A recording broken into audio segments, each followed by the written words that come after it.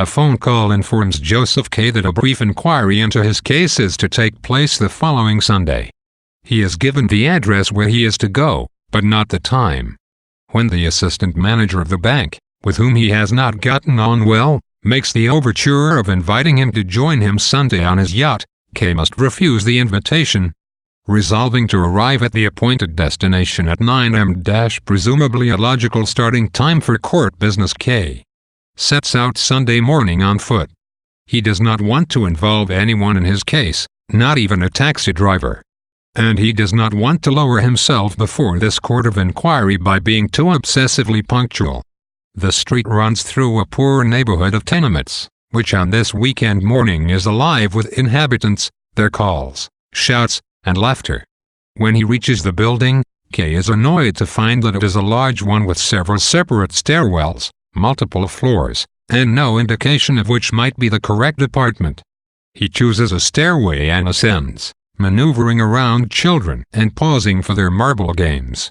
In order to gain a peek at each room, which he hopes will indicate to him where the inquiry is to take place, K invents the ploy that he is looking for a joiner named Lance.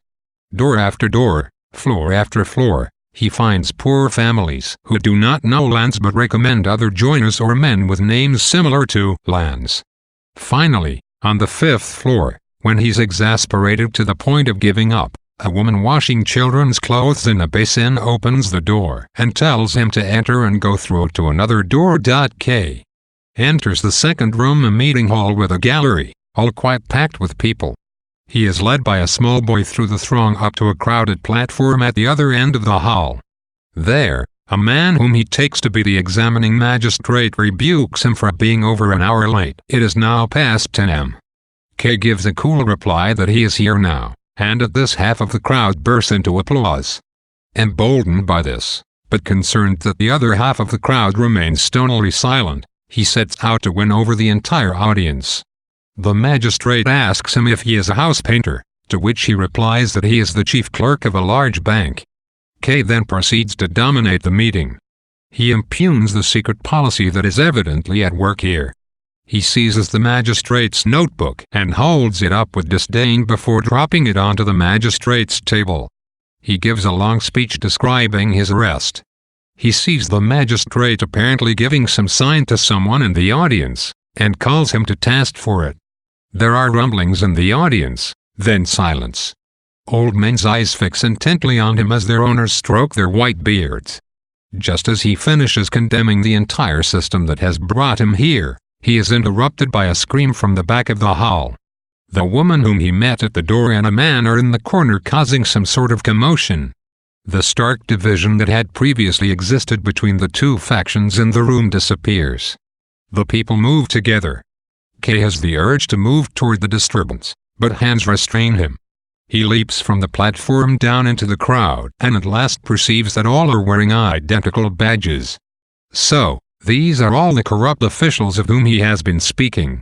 They have egged him on, he declares, by pretending to be factious, when in fact they were merely amusing themselves with the declarations of an innocent man.